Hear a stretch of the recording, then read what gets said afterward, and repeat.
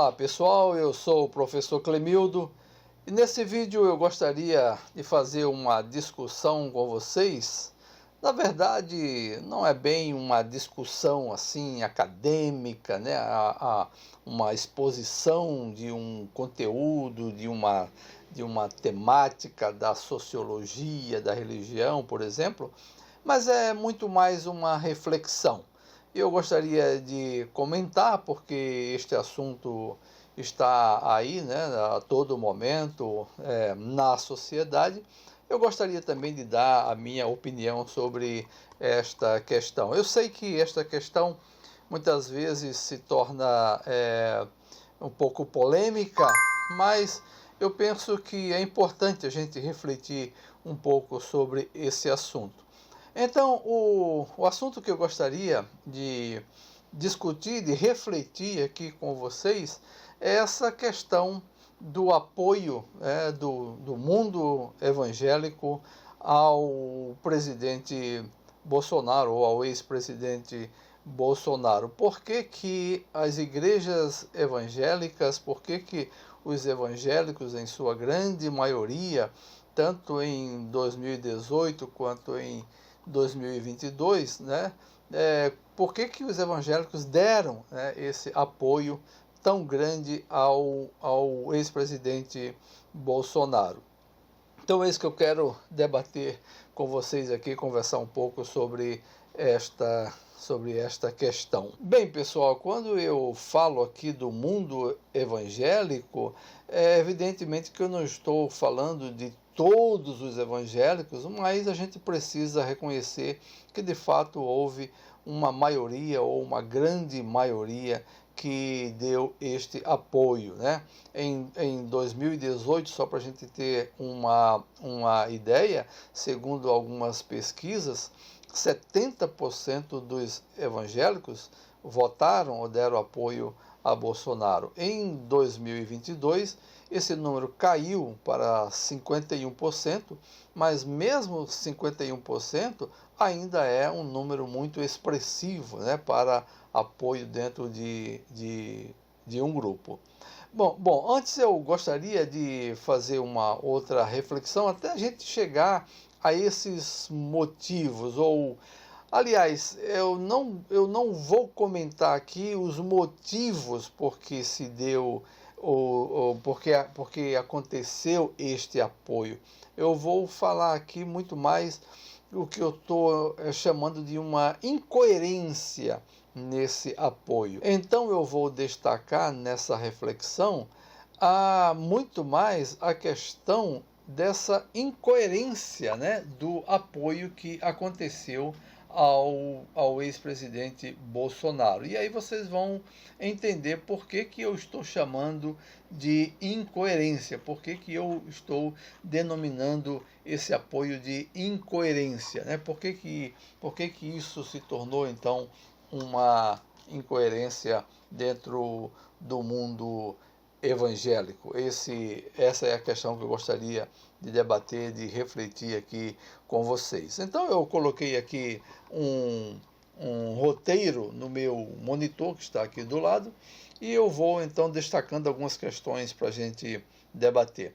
Bem, antes de entrar propriamente nas questões que eu chamo de incoerência, eu gostaria de trazer à nossa memória que antigamente era comum ouvirmos que os evangélicos queriam ser a maioria, ou seriam maioria um dia no nosso país. Essa era uma questão que era muito visível, era muito debatida no mundo evangélico. E quando eu falo isso, eu falo até mesmo da própria experiência, porque eu conheço muito bem o mundo evangélico, tanto no seu aspecto mais tradicional, como também das igrejas pentecostais. Então era comum a gente ouvir pastores, líderes, mesmo os fiéis das igrejas, dizendo da sua, falando da sua euforia, né, de um dia os evangélicos se tornarem maioria no nosso país. Só que existia uma diferença aqui. Essa questão de se tornar a maioria era até uma questão lógica, porque tratava-se do crescimento, né? Do crescimento do mundo evangélico, do mundo protestante na sociedade. E esse crescimento, ele se daria, né? E até hoje ainda se pensa assim, né?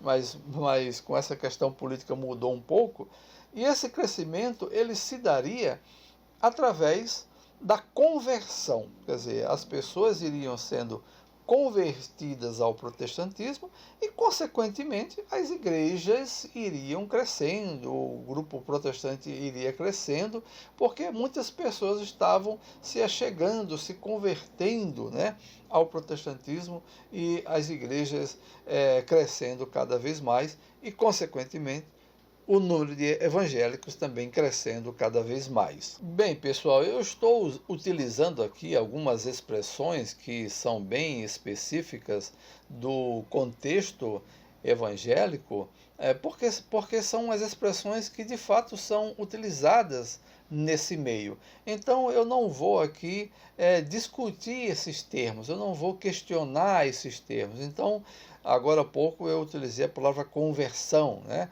Pode ser que alguém aí questione essa questão da conversão, mas não é objetivo desse vídeo discutir o que é conversão, se foi conversão, se existe a conversão ou não. Eu vou apenas utilizar os termos que o mundo evangélico, o mundo protestante costuma utilizar quando se refere a determinados assuntos, tá bom? Então, essa questão da conversão, né, faria com que o grupo evangélico crescesse, foi o que nós já falamos, e isto de fato aconteceu. É só olharmos os dados, né, divulgados pelo IBGE. Só para a gente ter uma ideia, em 1980, ou na década de 80, se eu não me engano, os evangélicos não passavam ali de 5, 6% da população, né? No censo anterior, no censo de 2010, os evangélicos passaram para 22% da população, e agora, no censo de 22, os evangélicos já representam aí 26,7%, quer dizer, quase 27% da população. Então, de fato, houve um crescimento, né? E esse crescimento se deu por essa propagação, por essa dinâmica do mundo evangélico, essa preocupação em converter e trazer as pessoas para o seu meio. Essa preocupação em converter, em divulgar o evangelho, em divulgar a mensagem protestante, ela era muito mais religiosa do que política, porque ela se baseava exatamente nisso que eu falei, divulgar a fé. Não havia uma preocupação tanto com a questão política. Então, em um determinado momento, essa chave virou, né? Mas até, eu diria, 2014 e mais especificamente 2018, a preocupação do evangélico aí mais tradicional e mesmo pentecostal era uma preocupação muito mais religiosa do que uma preocupação política. Porém, de um tempo para cá, as coisas mudaram, a teologia foi repensada, foi também apresentado um outro tipo de teologia, um outro tipo de pensamento, e esse pensamento começou a predominar dentro de alguns grupos evangélicos mais conservadores, e começaram então uma questão de apoiar alguns políticos, né? E esse apoio, ele é simplesmente por questões políticas, não é um apoio por uma questão religiosa. Essas igrejas, esses líderes, eles não deram esse apoio porque se identificavam, né, com aquele candidato por ele ser evangélico. Eles deram esse apoio simplesmente por uma questão política, por uma identificação com um projeto político, né? Foi a utilização de um segmento, né, da sociedade, de um segmento religioso para apoio político. Assim como o político vai buscar o apoio de qualquer outro segmento social, também esses políticos foram buscar o apoio do grupo religioso, ou dos grupos religiosos, e aqui especificamente dos evangélicos. Então, para ficar bem claro, essa questão do apoio dos evangélicos a Bolsonaro não foi por uma questão religiosa. E eu vou mais na frente dizer por quê. Como eu estou enfatizando, foi um apoio eminentemente político. Foi porque esse mundo evangélico, esse segmento evangélico se identificou e se identifica com uma linha ideológica política, uma linha ideológica, política e econômica. Então eu vou passar agora a dizer por que esse apoio ele não foi um apoio simplesmente religioso, né? Ele foi um apoio político. Por que esse apoio foi político e não religioso, como muitas vezes a gente, ou mesmo líderes que apoiaram o ex-presidente, muitas vezes eles querem demonstrar que esse apoio é um apoio religioso, mas por trás disso, na verdade, é uma questão política. Então, a primeira coisa que a gente percebe aí, que muitas vezes foi divulgado, é que esse líder, e especificamente Bolsonaro, ele não foi um líder escolhido por Deus, né?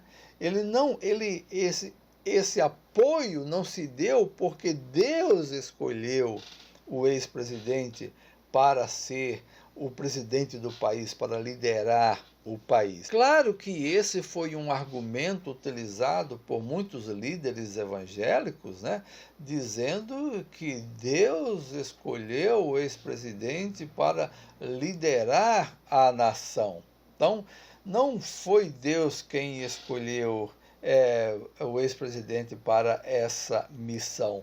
Por que Deus escolheria o presidente Bolsonaro ou qualquer um outro, né, que não fosse religioso para realizar essa missão? Por que eu estou falando assim, qualquer um outro que não fosse religioso? Porque no meio evangélico também havia, e aí também às vezes ainda há, essa ideia de que o líder religioso que vai ser levantado para guiar a nação, quer dizer, esse líder que vai ser levantado para guiar a nação, é um líder protestante, um líder evangélico, ou melhor, essa é a vontade do mundo evangélico. A vontade do mundo evangélico é ter um líder evangélico, é ter alguém do mundo evangélico que possa liderar, né, que possa estar à frente da nação. Isso sempre foi expressado, né, nos grupos religiosos. Então, por que Deus escolheria o ex-presidente Bolsonaro para essa missão e não um outro líder evangélico, né, de expressão, né, que pudesse fazer isso? Não, por que isso ocorreria dessa forma, então? Será que não existiria ou não existiriam líderes religiosos que pudessem ser escolhidos pela divindade, né, para executar essa missão? Será que não tinham outros nomes? Então, mais uma vez, aqui é uma prova de que esse apoio ele não é ou não foi um apoio eminentemente religioso. E aqui eu estou, como eu falei, tentando destacar a incoerência desse apoio, né? E eu estou chamando de incoerência porque, uma vez que se defende, ou que se defendeu, que essa era uma questão religiosa, então a primeira coisa é que, nesse sentido, Deus teria muito mais, né, a divindade teria muito mais motivo para escolher outros líderes muito mais capacitado espiritualmente, religiosamente, dentro do grupo evangélico, do que o próprio ex-presidente, né? E porque exatamente existiam outros líderes que pudessem, que poderiam, né, executar essa missão. Até se pode pensar que a questão é religiosa, porque alguns líderes, né, de igreja, alguns líderes religiosos, querem implementar, né, algumas pautas, né, que os evangélicos defendem. E aí eles argumentam, bom, vamos apoiar essa pessoa que também apoia as nossas pautas, e nós vamos então estabelecer ou colocar esses valores, essas pautas para a sociedade. Nesse sentido, segundo eles, né, isso seria uma estratégia, uma missão divina, ao usar ou ao utilizar uma pessoa para que os valores evangélicos, os valores cristãos, mais especificamente aqui os valores evangélicos, pudessem ser estabelecidos na sociedade. Por outro lado, a gente já viu que esse apoio ele ou pode ser visto como uma questão política, porque, na verdade, essas pessoas, esses líderes, esses grupos se identificam com a política econômica dos partidos neoliberais, porque querem, muitas vezes, alcançar poder, né, porque querem estabelecer um domínio religioso, né, tornar-se maioria na sociedade, ter poder, poder exercer o poder político, né? Então isso é importante para alguns líderes religiosos, né? E para se sentirem também mais fortes, para servirem de instrumentos de pressão política e exercer influência política. Essa, na verdade, era o desejo, ou ainda é o desejo, de alguns líderes religiosos. Por isso, esse apoio. Agora, como nós já falamos, o Bolsonaro não poderia ser esse líder, né? Porque existiam outros líderes evangélicos que poderiam, né, assumir essa missão divina, se a gente pensar dessa forma. Agora, uma outra coisa também, um outro aspecto, é que o Bolsonaro não era evangélico, não é evangélico, né? Ele é exatamente o contrário de tudo aquilo que os valores, né, a moral e a ética evangélica defende, né? Ele é tudo aquilo que vai de encontro ao que as doutrinas e os ensinamentos das igrejas evangélicas defendem.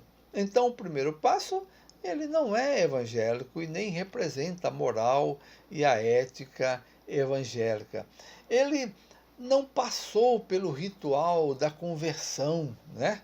Mais uma vez aqui volta a questão da conversão. Esse ponto é crucial dentro das igrejas pentecostais e também algumas igrejas tradicionais, né? A conversão. E essa conversão, ela segue um ritual, ela segue alguns passos, né?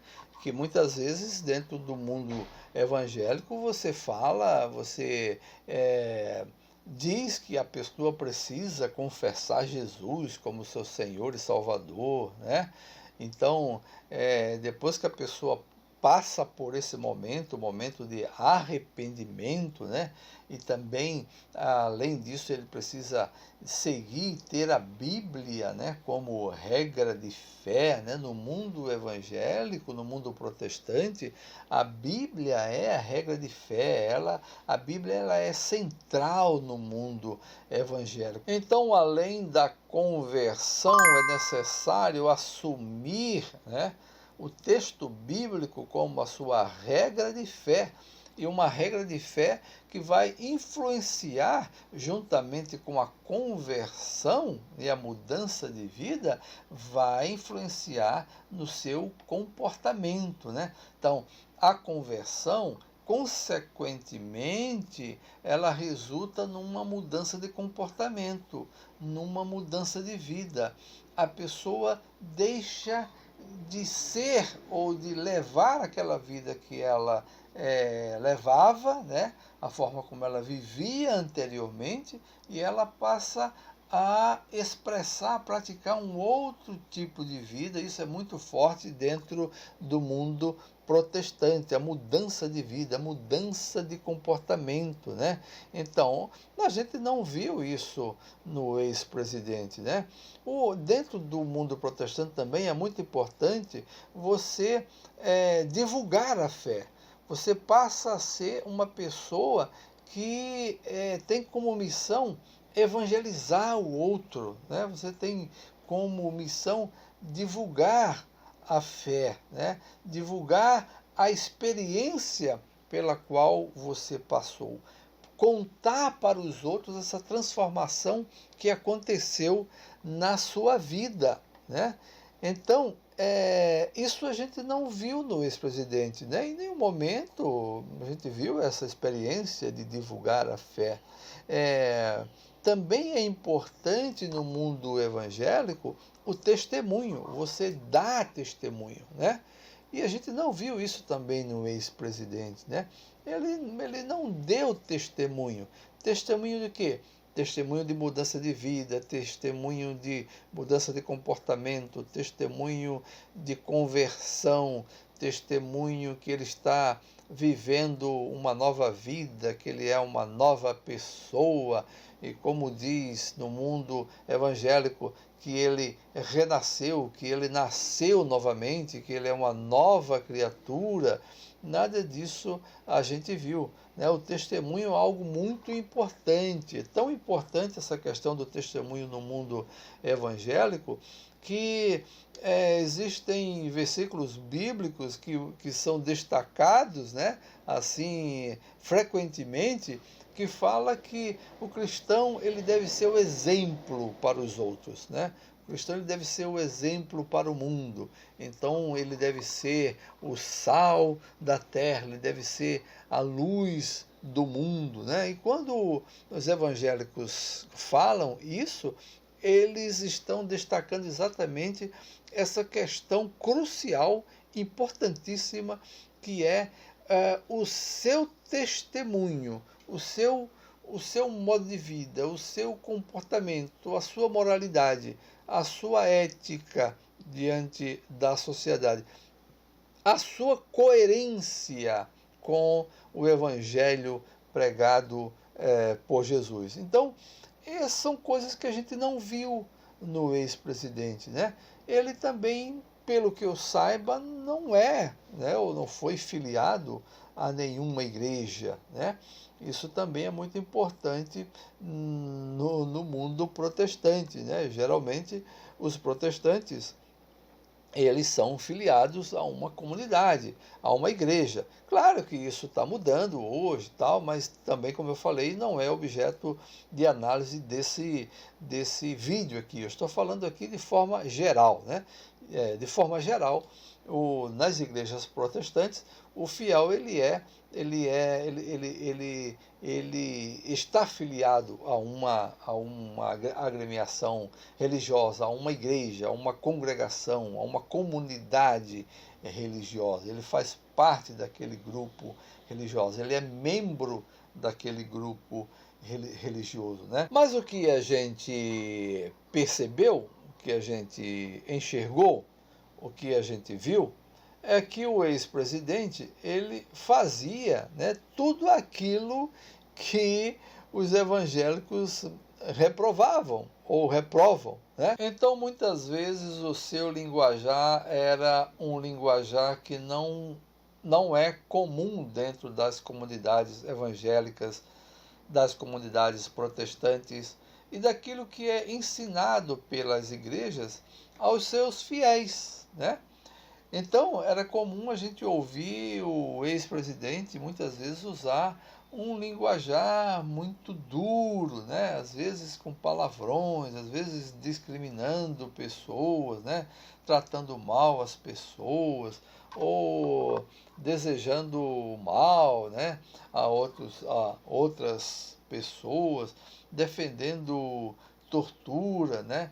Coisa desse tipo que não é ou que não são as características que são defendidas dentro do mundo protestante. Aliás, uma das primeiras coisas que a gente percebe quando uma pessoa se converte ao mundo protestante é exatamente a sua mudança na sua forma de lidar com a outra pessoa, né? Na sua linguagem, no seu linguajar, vamos dizer assim. Então, isso não foi visto no ex-presidente. Então, como é que essa pessoa poderia ser o escolhido de Deus para governar a nação, né? E que os evangélicos resolveram apoiar exatamente por causa disso, né? Bom, a gente viu aí que às vezes essa regra ela não é seguida literalmente no mundo evangélico. Você pode estar perguntando, mas será que os evangélicos também de vez em quando eles não deslizam e cometem coisas, né, e falam coisas que não devem ser faladas, né?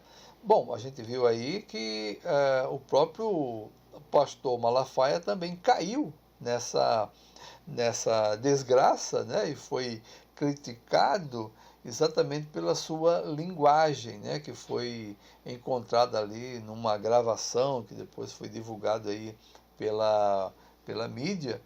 E o que foi que o pessoal mais criticou no pastor Malafaia? Não foram outras coisas. A principal coisa que foi criticada foi o seu linguajar.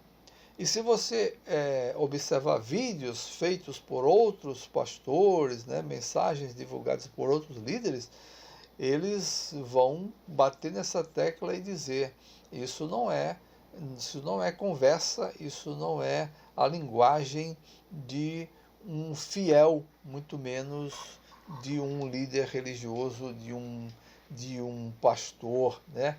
Então, ele não foi criticado pelo seu posicionamento político, né? Que talvez fosse a questão principal. Ele foi criticado a forma como ele se expressou, a forma como ele falou, né? Porque essa questão é muito forte dentro do mundo evangélico. O seu linguajar, a sua forma de tratar, o seu jeito de falar, isso demonstra também a transformação que houve na sua vida, né? Então, o Bolsonaro não expressou em nenhum momento essa mudança através do seu linguajar, né? Muito pelo contrário, como eu falei, muitas vezes desejava, né, a morte dos seus inimigos, né? E o texto bíblico fala exatamente em amar os inimigos, que é uma mensagem que é tratada com muita frequência também dentro do mundo evangélico. E mais uma vez eu repito aqui, pessoal, eu não estou aqui discutindo os textos bíblicos, nem fazendo uma análise dessas questões, né? Se elas são válidas ou não, se são corretas ou não, se podem ser entendidas teologicamente assim ou não, né? Isso pode ficar para um outro vídeo. Aqui eu estou apenas reproduzindo a linguagem que é utilizada dentro do meio evangélico, né? Então, muitas vezes, grupos ligados, né, ao ex-presidente, e tanto o ex-presidente também defendia a perseguição aos inimigos e, às vezes, até a morte desses inimigos. E uma coisa que a gente aprende dentro das igrejas evangélicas é que Deus não tem prazer na morte do ímpio, né? Isso é um versículo que está num livro da Bíblia chamado Ezequiel, né? Para quem quiser ver, assim, conferir, é um livro do Antigo Testamento chamado Ezequiel, né? Do profeta Ezequiel, no capítulo 33, versículo 11, ele diz lá, eu vou ler aqui para que a gente possa entender o que diz o texto. Diz assim o versículo: diz-lhes, vivo eu, diz o Senhor Deus, que não tenho prazer na morte do ímpio, mas em que o ímpio se converta do seu caminho e viva. Convertei-vos dos vossos maus caminhos, pois por que razão morrereis, ó casa de Israel? Então aqui, esse versículo, ele é dito, ele é explanado, ele é falado, ele é comentado, ele é objeto de pregação, né, de muitos pregadores, de muitos pastores, exatamente para dar essa ênfase de que no mundo cristão, no mundo da conversão, no mundo da salvação, não há espaço para desejar a morte do outro, seja a morte do pecado, na questão simbólica, como uma morte física, né? Então, o desejo é que as pessoas se convertam, né?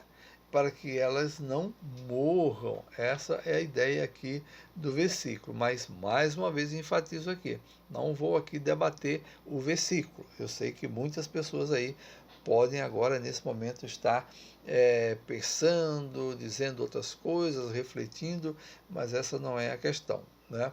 Então, até pouco tempo, a gente via nas igrejas, e as igrejas lotavam para ouvir esses testemunhos, né? As igrejas se enchiam, né? As pessoas eram convidadas muitas vezes para ouvir testemunhos, né, de pessoas que se diziam que no passado elas foram do mundo da bandidagem, se tornaram bandidos, fizeram muitos males, cometeram muitos crimes, e essas pessoas se converteram. E aí elas iam para as igrejas darem o seu testemunho. E eu me lembro que esses testemunhos eram os testemunhos mais concorridos, as pessoas queriam ouvir, saber o que aconteceu na vida dessa pessoa, que ele se transformou, que ele mudou, tal. Mas hoje em dia é o contrário, né? Hoje em dia há muitos líderes religiosos dizendo não, que os que cometem crimes, eles devem morrer, né? Eles não devem ter essa oportunidade de ter a conversão, a salvação. Então isso aqui também é uma outra incoerência. Então chamou atenção aqui para o fato de que eu estou demonstrando aqui a incoerência desse apoio, né, ao ex-presidente e ao seu projeto e ao seu grupo, porque ele não carregava em si os anseios, né, e o modelo de vida do povo evangélico, né? Então, como essas pessoas que se convertiam, né, depois de ter passado por uma experiência de crime, muitas vezes também recebiam críticas, né? Até hoje também é assim. Até hoje a sociedade diz assim, mas como é que essas pessoas se convertem de uma hora para outra, assim, tão rápido? Como é que elas mudam de vida de uma hora para outra? Mas essa é exatamente a principal, né, pregação do Evangelho nas igrejas evangélicas. A conversão das pessoas, não interessa o que elas fizeram ou deixaram de fazer, elas têm a oportunidade de se converter, né? Então, essa mudança de vida. Bem, uma outra incoerência para a qual eu chamo a atenção aqui é que seria mais lógico, né, apoiar um evangélico de fato. Então, se a igreja queria apoiar alguém porque essa pessoa poderia, né, levar, conduzir, ser um instrumento, ter uma missão para levar os valores evangélicos para a sociedade, seria muito mais lógico, seria muito mais coerente apoiar um evangélico de fato, né? Seria mais coerente, porque esse evangélico é um evangélico praticante, né? Coerente com aquilo que ele está pregando, né? E aqui podia ser qualquer um outro evangélico, até mesmo o pastor Malafaia, poderia ser a Marina Silva, poderia ser a Benedita da Silva, poderia ser o Cabo Daciolo e muitos outros, né, políticos evangélicos. E por que os evangélicos não apoiaram essas pessoas? Porque seria muito mais coerente, porque essas pessoas, a gente concordando ou não com eles, né, porque cada um participa de um grupo, de uma corrente teológica diferente, a gente concordando ou não com eles, mas eles são praticantes, eles são coerentes com aquilo que eles estão praticando. Talvez também fosse muito mais coerente para o mundo evangélico apoiar então alguém que está dentro da igreja e que alguém que está nesse mundo, que conhece esse mundo e que carrega esses valores, e não alguém que não tem essa vivência e que às pressas foi transformado ou tornaram essa pessoa com uma cara, né, de evangélico. Então, pessoal, a gente começa a perceber que esse grupo evangélico, né, esse grupo que deu esse apoio, me parece que atualmente eles querem apenas alguém que defenda suas teses, né? Suas bandeiras, né? E aí levanto aí quais são essas bandeiras. O medo do comunismo, né? E esse assunto sempre vem aí à tona, né? As pessoas levantando essa questão dentro das igrejas, porque isso traz também muito apoio, né? Porque as pessoas tendem a ter medo de uma coisa que muitas vezes elas nem sabem o que é, elas nem sabem, elas nem conhecem a fundo o que é isso, né? Mas eles falam também que se a gente não apoiar uma pessoa que leve os valores evangélicos, então a gente não vai ter também mais liberdade religiosa, o que também não é verdade, né? Porque a gente já tem liberdade religiosa até demais aqui no nosso país, principalmente o mundo evangélico tem muita liberdade no nosso país, e a nossa liberdade, a liberdade evangélica e a liberdade religiosa aqui no país nunca esteve ameaçada por nenhum presidente, né? Nunca teve ameaçado. Então, mas eles querem alguém, simplesmente alguém que levem, ou que conduza essas bandeiras. Então eles levantam essas questões, como eu falei, como o medo, a ameaça do comunismo, a ameaça à liberdade religiosa, a questão de gênero, que também ninguém na igreja sabe o que é, mas todo mundo fica amedrontado, com medo, tal, por causa da questão de gênero. Então hoje a questão principal é conquistar o poder, né? Influenciar politicamente, a ideia de que é necessário administrar o país, né? Demonstrar força, demonstrar um grupo que tem influência, um grupo grande, né? E servir como instrumento de manipulação política. Então, na verdade, o que está por trás desse apoio político, como eu estou falando aqui, não é uma questão religiosa, mas isso que eu acabei de falar agora. Então, devido a isso, muitos líderes e fiéis não querem mais essa associação, né, entre igreja e política. Né? Então, isso ficou muito desgastante. Desgastou muito as igrejas, as relações, né, entre os fiéis, a relação entre fiel e líder religioso, né, porque começou ali a criar um conflito não mais religioso, mas agora um conflito também político, e muitos fiéis acabaram saindo das suas comunidades, muitos líderes religiosos também foram perseguidos por causa dos seus posicionamentos. Então, eles dizem assim, né, a gente não quer mais essa relação entre política e religião. Claro, eu estou falando aqui de uma parte de um grupo evangélico que ficou desgostoso e que percebeu que esse não é o caminho da igreja. Então, eles dizem, a questão principal da igreja não é a questão política, é a divulgação da fé, né? Quer dizer, as pessoas não buscam a igreja por questões políticas, né? E sim por acolhimento, perdão, solidariedade, paz interior, paz familiar, né?